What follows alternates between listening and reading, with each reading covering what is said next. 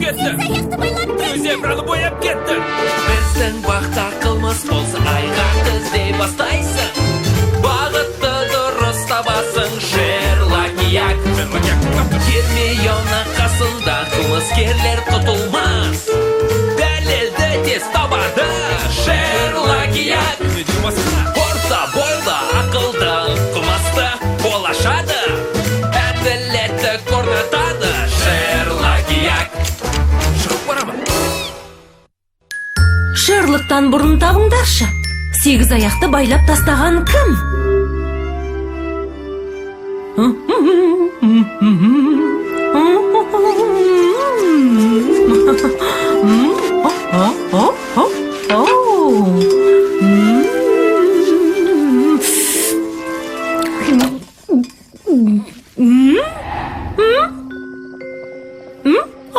Мұнда кім бар? Жауап бер. Ой, сұмдық-ай, қандай қорқынышты. Мен отырып шаршадым. Біреулерді аңдап шабуыл жасадым. Сұмдықты да көре алмаймын. Мен мақпал қонжық емеспін. Мен жануармын. Мен көңілсіз жан.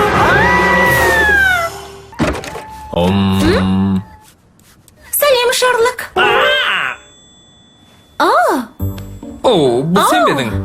Оңым бе, түсін бе, сені қорқытып жібердім бе? Үнемі абайлап жүреді деп ойлаушы ем. Иә, бірақ бұл басқа жағдай. Себебі мен терең ойға шомылып отырған едім. Мені ешкімнің де қорқыта алмайтынына сенуіңе болады. Рас па? Рас болғанда қандай? Сонымен қатар тәлімгерім маған ЕЖЕ-ны үйреткенін айтып өтейін. Ешкімнен және еш нәрседен қорықпаудың мұрагерлік өнері.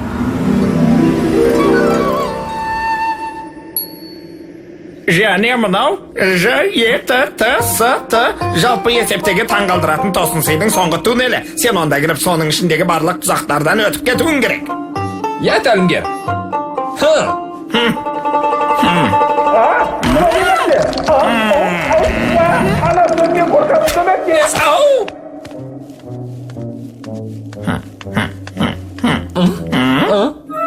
Сонымен бәрін дұрыс жасадың ба? Тигізбедім.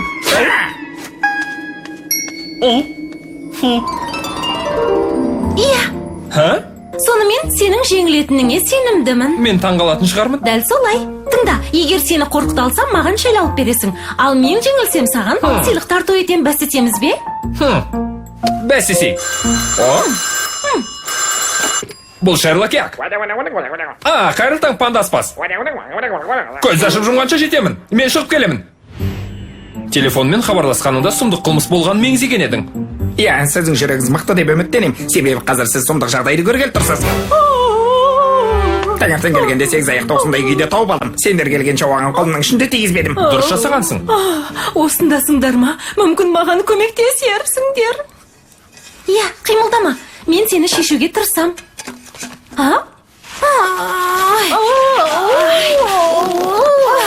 Бұл оңай емес екен. Қылмыскер түйінде байлаудың шебері боп шықты. Мына ластанған суды ауыстырсақ қайтеді, қалай қарайсыңдар? Тамаша, енді бізге барман жайды түсіндіріп айт. Мен жай ғана жұмысымды аяқтап жатқан едім. Қандай жұмыс? Ыдыс жууды, сыпыруды, кассадағы табысты санауды, терезені жууды және ертеңгілік сорпаны дайындауды аяқтап жатқан ем. Өзіңізге бұл міндетті атқару көптік етпей ме? 8 аяқ жақсы қызметкер. Ол өзінің аяқтарының арқасында барлығын тап-тұйнақтай етіп істейді. Пәлі жарғанат түйеқұстардан әлде қайда түседі. Сол себепті мен олар жұмыстан шығарып жібердім. Және мен бір уақытта бірнеше жұмысты атқарғанды жақсы көрем. Отырасың ба? Рахмет. Мен әрі жұмыс істеп, әрі әуен тыңдап тұр едім. Қандай әуен? Менің бар тыңдайтыным тек классикалық әуен. Ол менің қармауыштарымды басаңстады. Бірақ кенеттен әуен өздігінен өшіп қалды. Сұмдық-ай, қандай қорқынышты десеңші. Сосын оның орнына бір рэп қосылды. Рэп? Сосын біреудің келгенін сездім. Мен қатты қорықтым. Және өте жұмбақ. Сұмдық-ай десеңші. Сосын не болды? Сосын қатты қорққаным сонша аквариумға қара сия секілді сұйықтықты бөліп жібердім. Мен 3 күдіктіні тапқан сияқтымын. Олар 8 аяқтың кесірінен жұмыстан шығып қалған бұрынғы 3 қызметкер. Жақсы тұжырым, Гермиона. Бұл тергеу жұмысын ашық деп жариялаймын. Және, біреу қазір менің суымды ауыстырып бере ала ма? Тамаша, міне менің жоспарым. Ең әуелі біз пілмен сөйлесіп алайық. Сен не дедің, Гермиона? Гермиона? Сенің не істегің келгенін мен білемін. Мені қорқытқың келеді, бірақ мені ешкім де оңайлықпен қорқыта алмайды. Сені көріп қойдым. Сонымен Гермиона, мұнда не істеп жүргеніңді білсем бола ма? Ештеңе. Жүр, бірге жолығып келейік. Әуелі баласын, сосын мына жағын ілмектің ішіне қарай жібересің, байлайсың, сонда мықтап ұстап тұрады. Түйіндеп байлаудың нағыз шебересің, достым. Оңтүстік теңіздерде аздап тынық болады. Түйіндеп байлағанда өзіңді бір қалыпты ұстауың керек. Тек осылай ән салып қана мен өзімді бір қалыпты ұстай алам. Әуелі баласын, сосын мына жағын ілмектің ішіне қарай жібересің, байлайсың, сонда мықтап ұстап тұрады. Түйіндеп байлаудың нағыз шебересің, достым. Сегіз аяқтың қатты болып түйіліп қалғанын білетін бедіңіздер? Рас па? Ой, оның жағдайы мүшкіл болып қалған екен ғой. Қандай аянышты. Сен оған өшігіп жүрген жоқпысың? Ол пандаспаздың мейрамханасында сенің орныңа жұмысқа тұрған жоқ па? Мен пандаспаздың мейрамханасында ыдыс-жуушы болып жұмыс істедім, және ебедейсіз болып күнде ыдыстарды сындыра беретін. Және менің арманым теңізші болу. Сен түйіндеп байлау туралы біраз нәрсе білесің. Әрине білем.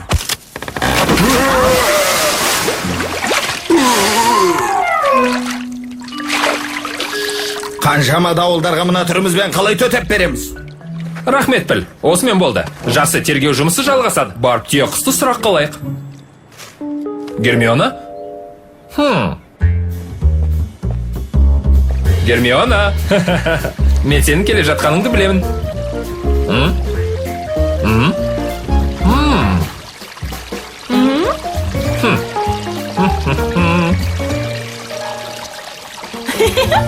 Сен таптым, Гермиона. Сенде бәрі... Жоқ, тоңып барам. Ескертпегенім үшін ренжіме. Тәлімгер мені жақсы жаттықтырды. Сондықтан мені ешкім қорқыта алмайды. Сәлем, түйеқұс. Түйеқұс. Сегіз аяқтың шиеленісіп байланып қалған білетін бе едің? Не деп тұрсың? Сегіз аяқты біреу байлап кетіпті. Не? Сені дұрыс естімей қалдым. Мен сегіз аяқтың байланып қалғанын айтып жатырмын. Қандай әуен тыңдап жатқаныңды айтамысың? Рэп? Мен оны жақсы көрем. Тоқма тоқығанда үнемі тыңдаймын. Ол менің жинақталмауыма көмектеседі. Жинақталуыма дегін келген шығар. Иә, солай айтқым келген. Мен жаңа ғана аспалы торт оқып біттім, қараңдар. Өте қызық. Пандаспаздың мейрамханасынан кетіп қалғаныңыз туралы не айтасыз? Неткен басымыздық? Бассыздық. Иә, солай. Мына тоқмамен айналысқаным сондай жақсы болды. Қаласаңыз сізге әдемі жапқыш тоқып берейін.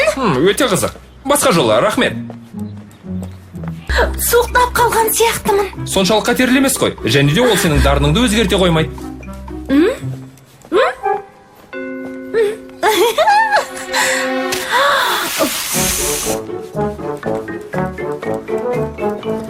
Кәне қымбатты. Андағы тиіспе, ол менің қорабым. Мұның ішінде бананның бір бөлігі болуы мүмкін. Мұнда ештеңе жоқ екен. Мазалағаным үшін кешірім сұраймын, достар. Иә, Гермиона, не істеп жатырсың? Сені қорқыту мүмкін емес. Сен батыл екенсің, және қорықпайтындардың қатарынан болғаныңа қуанатын шығарсың. Сен маған тұзақ құрғандай сөйлейсің ғой тегі. Әрине жоқ. Солай деймісің? Не десең де мен сақтықпен абайлап жүремін. Сегіз аяқты мүлде ұнатпаймын.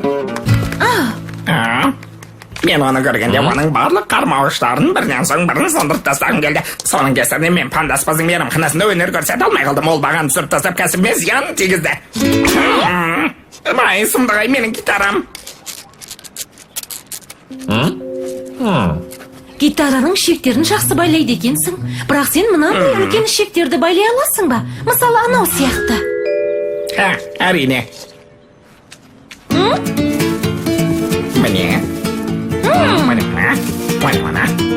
Міне, жасап болдым.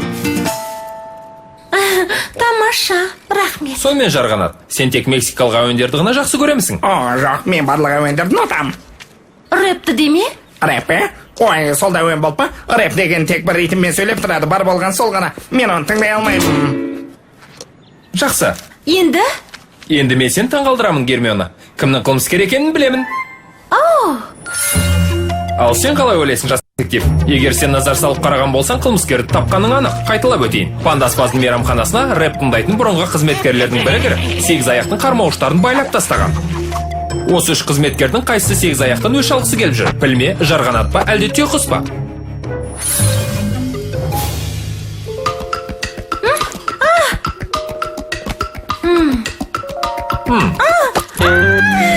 Бәрі де оп-оңай. Қылмыскердің рэпті жанындай жақсы көретіні анық. Піл, сенің музыкалық жанрды ұнататының түсінікті. Бірақ түйінді байлай алмай жатқанда, сегіз аяқтың қармауыштарын мақтап байлай аласың ба? Әрине жоқ. Мен ондай жаман емеспін. Мен жақсы байлауға тырысып жатырмын. Жарғанат, егер кішкентай жіптер болса, сен жақсы байлайды екенсің. Сонымен қатар рэпті ұнатпайтыныңды біле тұра, Панда аспаздың мейрамханасына сол әуенді қояр ма едің? Дұрыс айтасың, достым. Шындығында нағыз қылмыскер рэпті тыңдап тұрып, қармауыштарды оп-оңай мықтап байлайтын сендердің араларыңдағы біреу. Солай ма, түйеғыз? Себебі қылмыскер сенсің. Бұл шындыққа жанаспайды. Әрине шындық. Сен Панда аспаздың мейрамханасына барып, классикалық әуеннің орнына рэп әуенін қойып кеткенсің. Сен өзіңді ешкім байқамасын деген оймен жарықты әдейі сөндіріп, сегіз аяқтың артқы жағына секіріп өткенсің. Ал сегіз аяқ қара сүйықтық бөлгенде, сен оған қарай жақындап, оның аяқтарын байлап тастағансың. Солай ма? Иә, бұны мен істедім. Панда аспаздық жұмыстан қуып жібергеніне бей-жай қарай алмадым. Қуып па? Иә, солай. Жасаған қылмысыңа өкінсең де, пайдалы жаза өтеуден құтыла алмайсың. Жаза өтеу ме? Тап солай.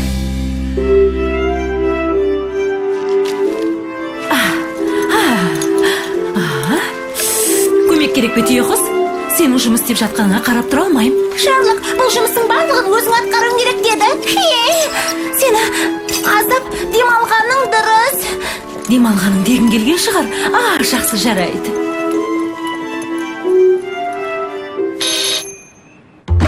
Жақсы, сен жеңдің, Шарлық. Сенің сыйлығың. Вау, рахмет, Гермиона. О, әдемісін ай. Маған мойын орағыш керек болып жүреді. Сен жаңа қорқып кеттің ғой, солай ма? Жарайды, сен жеңдің. Мінеки, менен көріп, бұл саған өте қажет секілді. Балапан телеарнасының тапсырысы бойынша аударылып дыбысталған.